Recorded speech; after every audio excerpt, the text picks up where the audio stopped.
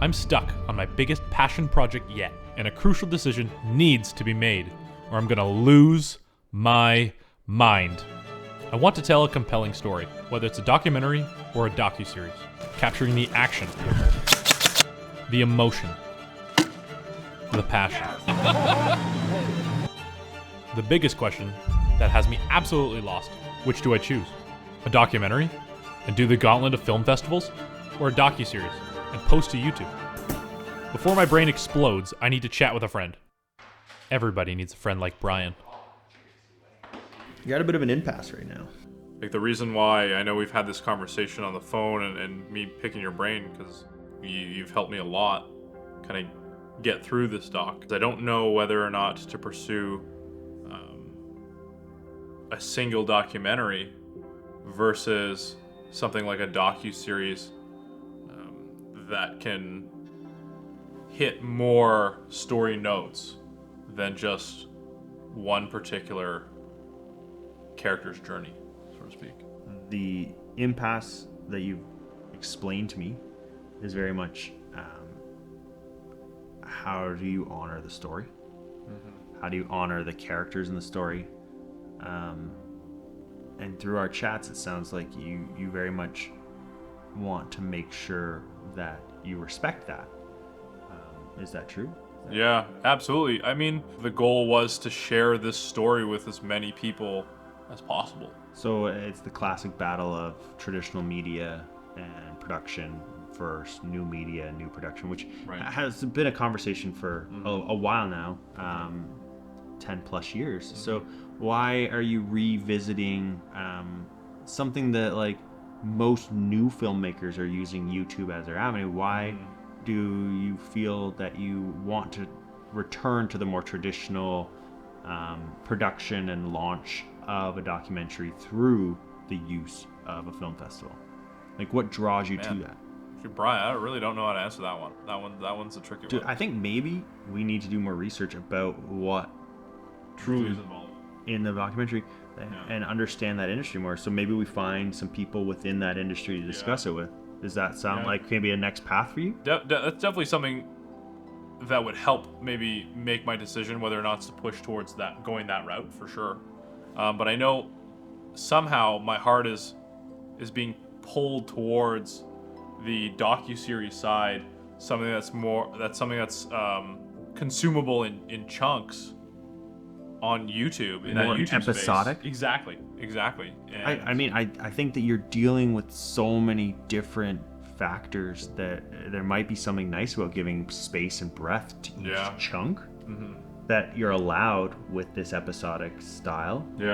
I fear that going the more documentary route, less eyes are on it, versus something like YouTube, especially in a docuseries. Well, let's just pretend there's 10 episodes. Well, like, there's 10 times more eyes potentially beyond, not including just the YouTube space at all, that could see at least chunks of the story, which may or may not have more potential. Do you feel that you want the constraints of the process of it having to fit into an hour 20, an hour 40 format, or do you feel that you want the looseness to be able to give respect to the different paths you've gone down? I kind of like the looseness and possible incorporation of these different storylines along the way. Make it, in my opinion, make the story go beyond just the one character and emphasize the community as well, which might be kind of some underarching theme in the documentary, so to speak, that the community is full of these incredible characters and these incredible people that really make it for what it is. Well, I see it in the thread of, like, we just saw a documentary come out on Netflix, I believe, that was about cheerleaders, and then we saw a documentary like last year that was about junior A football players rising up through the high schools and going off to college. Like, there's definitely a whole world in which, like, 8-10 part series documentaries exist in traditional, well, new media, but traditional kind of avenues of production. Is that kind of how you saw this in your mind? Like maybe being picked up by somewhere like Netflix, following the tail of? Because no matter which way I choose, I almost close the door on the other one, so to speak. If I go the festival route, I don't release it to YouTube for years. If I go through the gauntlet of festivals, in theory, I get caught up in it. Because maybe it does do well. And I go through the gauntlet of festivals. On the contrary, if I go the YouTube route and it does really well, festivals definitely don't want me to bring it into their theaters because, well, why would people want to go see it in theaters if they can watch it on YouTube for free? I would say that we need to learn more about what it is to be a part of a film festival, what the limitations are. Yeah. But I think that it'd be great to talk to some YouTubers next week if you're down with it, Awesome, so cool. and maybe kind of ask some questions about why they feel that process is better for their creative vision. Maybe. Yeah. Does that kind of sound like a healthy thing to do? That sounds sweet. All right, and I mean, I know that you're just hyped about gear for next week in itself, so there's so much. Such a cool opportunity to be able to see new gear, people in that space, just to have a chat with. Like there's so much potential in that room, so to speak. Like it's gonna be really cool. Like it'll be super sick to just be in that space and to see what's going on. It'll be interesting though because it will be a lot of confirmation bias of YouTube being epic. It'd be interesting to hear what they say, regardless of whether they're biased towards the YouTube space or not. Yeah.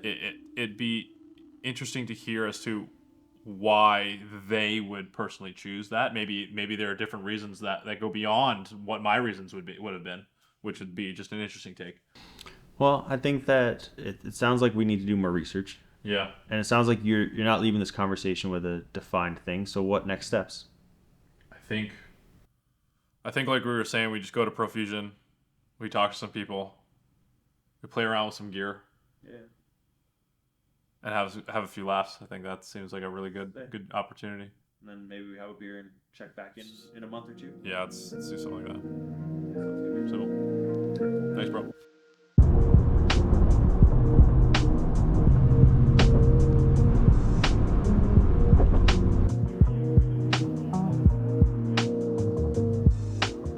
What's going on, dude? We're coming in. I'm all dripped out. Oh, you're looking slick. What's going on? What's up, dude? What's going on? Bry? Hunter? Hey, man. Nice to meet you.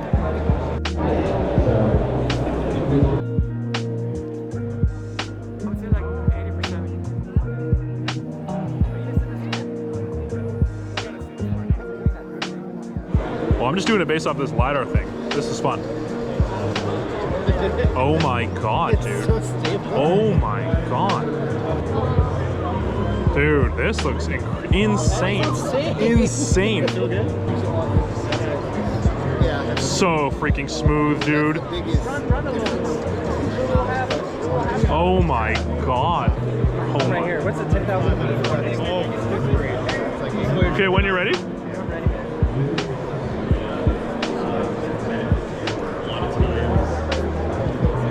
Okay, ready?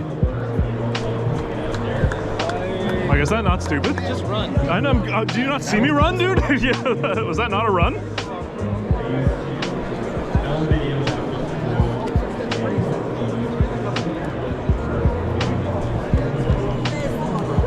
know the sales price. Thanks a lot, brother. Yeah, thanks for coming. I'll look it up on the phone, but yeah. Dude. I'm glad we brought it. Me, same.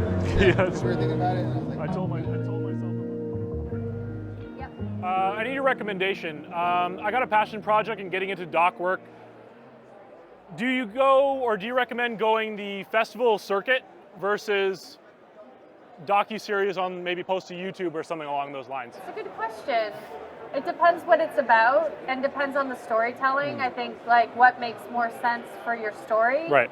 And festivals are, and also who you want to reach and what the message is. Festivals are pretty niche. And there's sometimes a world where you do both.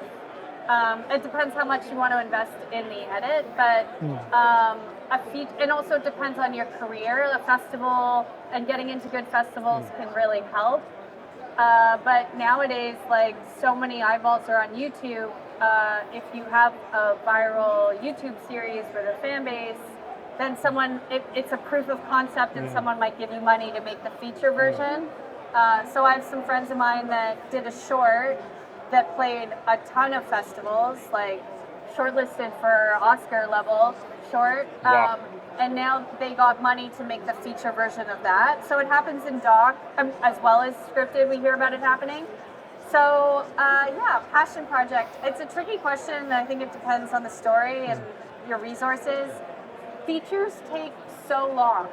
I don't know why. Like your first feature, people say it takes an average of 5 years, and I believe it. Like there's something that happens. Like I'm making a doc feature, and I've been mostly working in television for a few years, and I'm just so slow. It's taking so long. I don't know why.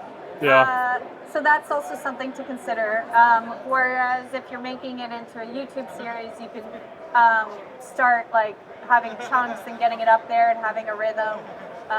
And getting feedback too on what's working. So when I was asking about you, like, what do I do? Because we all get in that space of just like, you know, like, is my doc really that good?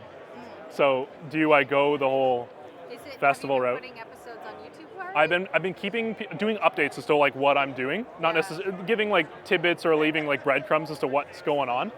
I won't give the actual content, the story, the emotion, whatnot. Yeah. Just so, because I know if you go the YouTube route, you lose the opportunity of the festival route because everyone wants their own special, you know, theater and first time and all that fun stuff. Cool.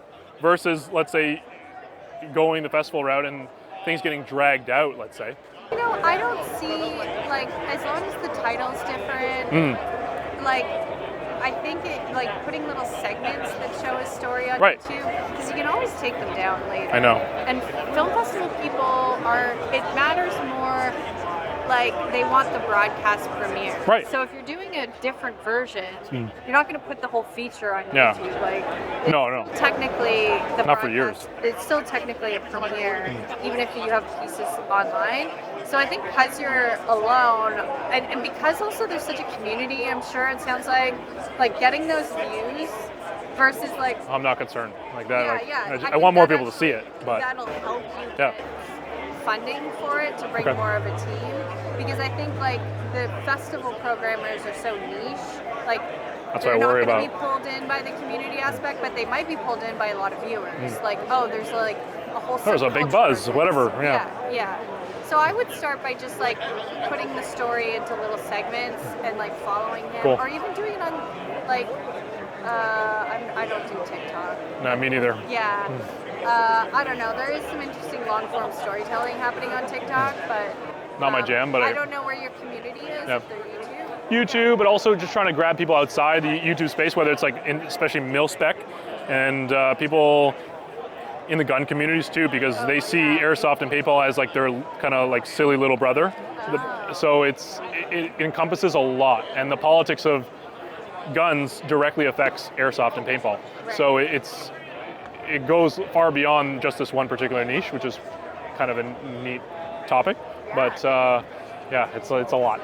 Cool. Yeah, it sounds great. Yeah. Yeah. Well, I just want to say thank you so much. Oh, yeah, but no problem. yeah. Keep at it. It's a long slog, and it's great to have that passion. Yeah, no, it's been, I think the one thing I've really appreciated is meeting these people, having the conversation, especially through the interview process has been incredible. And you meet so many incredible people along the way, and it's, yeah, I'm super grateful, especially the past year. So just thank you so much for your time. Appreciate you. Good luck with it. Thank you. Okay, bet. So I'm getting into the documentary space. Yes, sir. And my question for you is, would you suggest going the documentary kind of film festival route, the circuit, or more of a docuseries posted to YouTube and see how people react? Here's my thing with film festivals, and also I'm not a traditional filmmaker by any stretch of the means. I like YouTube because if you go into a film festival, you have a film that may sit there for 1 or 2 years, no one ever sees it. And there's no outlet for it, and then there's something that happens where if you have to wait too long for something, you almost kind of lose interest a little bit. So by the time you get to month 9 of this film that only a certain amount of people can see, you're like, okay, well, nothing's happened yet. I still want these people I care about to see these things. So you have to be either prepared for that, or you just go on YouTube, and sometimes more people on YouTube that see it, which can include producers and distributors at the same time, can see that stuff while you put it on YouTube in obviously a non-traditional way, and there's still some things and still some merit to having a film festival. But at the very least, if you put it up on YouTube now, no one's stopping you from doing it, and it just becomes a link that you promote indefinitely to as many people as you want. Whereas film festivals are limited to the audience that see it. YouTube, it's a link that you can post perpetually, share to anybody, and if you meet a contact that might know somebody that's somewhere in the space, instead of you being like, hey, well, it's in a festival run and you won't see it, I can give that to them right away, and I can get that feedback right away. So it's pretty Clean. Appreciate you, brother. Thank you so much. No worries, yeah. Good luck, eh? Yeah, thank you. In order to get the story out to as many people as possible, I really think I do have to go the docuseries route. It just seems to be the way to go. And keep in mind, this really just works for me and my goals. I've been working on this documentary for the past 8 months now. Isn't that crazy? Like that is sweet. And covering all the characters, the stories, it'll just be told in a more consumable way, if that makes any sense. Let me know your thoughts, because this has been something I've been thinking about for a real long time, and thankfully talking to professionals really helps. But at the end of the day, I just want to get the story out, and I've never been more passionate than right now. Let me know your thoughts, and I'll see you in the next one. Cheers.